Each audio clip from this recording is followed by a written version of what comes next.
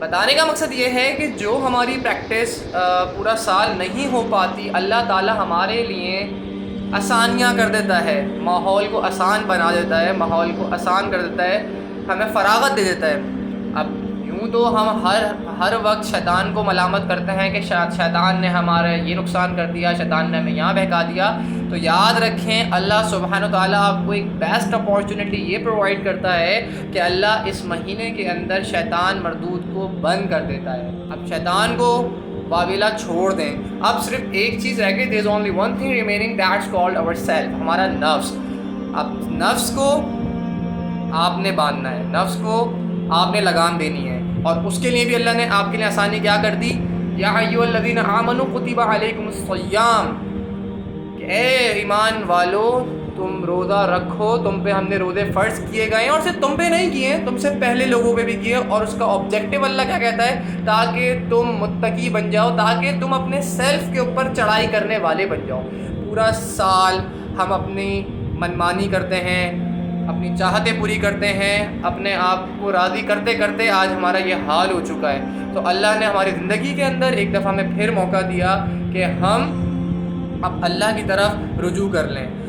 Covid آیا، چلا گیا، ہم صحیح نہیں ہوئے، مختلف بیماریاں آئیں، چلی گئیں، ہم صحیح نہیں ہوئے۔ یہ اللہ کی طرف سے بار بار ریمائنڈرز ہیں۔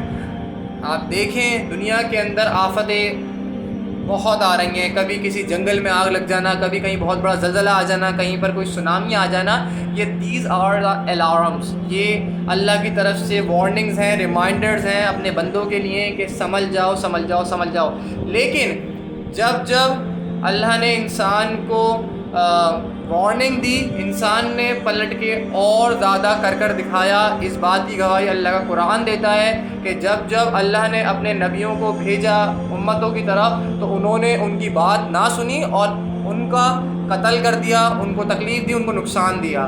اب حتیٰ کہ آپ کو پتہ ہے کہ ہم تو آخری امت ہیں، نبی صلی اللہ علیہ وسلم کا قول موجود ہے، آپ کی حدیث موجود ہے، انا خاتم النبیین لا نبی بعدی، تم آخری امت ہو، تمہارے بعد کوئی امت نہیں آئے گی۔ اس بات کو سمجھنے کی ضرورت ہے کہ ہم اپنا رمضان کیسے گزار رہے ہیں۔ یاد رکھیں رمضان کے اندر اپنا ٹائم ویسٹ بالکل نہ کریں۔ ایک چیز اور، رمضان میں کیا ہوتا ہے، ہمارے ذہن میں ایک بات آتا ہے، یار کچھ ہم ارننگ کر لیتے ہیں، یار اسکیپ اٹ، پورا سال کماؤ۔ میں اکثر اپنے اسٹوڈنٹس کو کیا کہتا ہوں، یار دیکھو کماؤ، ارننگ کرو ارننگ کرو ارننگ کرو، بٹ آج میں کہتا ہوں اس مہینے کو چھوڑ دو، نیور ڈو دس۔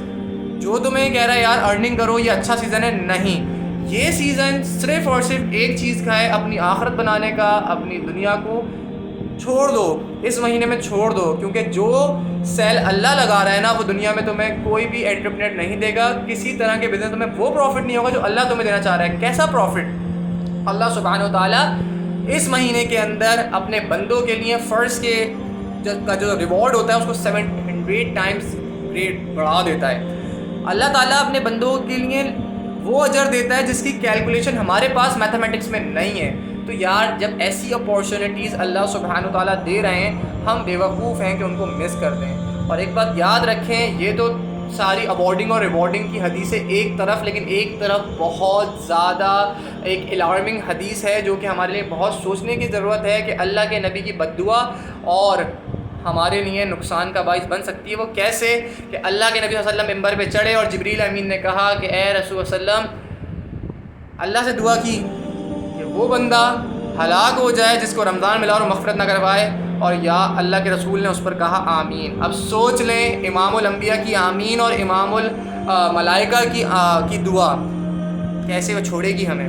تو تھنک اباؤٹ اٹ کہ رمضان میں ہم نے اپنا ٹائم ویسٹ بالکل نہیں کرنا، اللہ کے ساتھ اپنا تعلق جوڑ لیجئے، کیا پتہ یہ رمضان آپ کی زندگی کا آخری رمضان ہو۔ اللہ سے دعا ہے کہ اللہ مجھے اور آپ کو رمضان المبارک کی قدر کرنے کی توفیق عطا فرمائے۔ جزاک اللہ خیر۔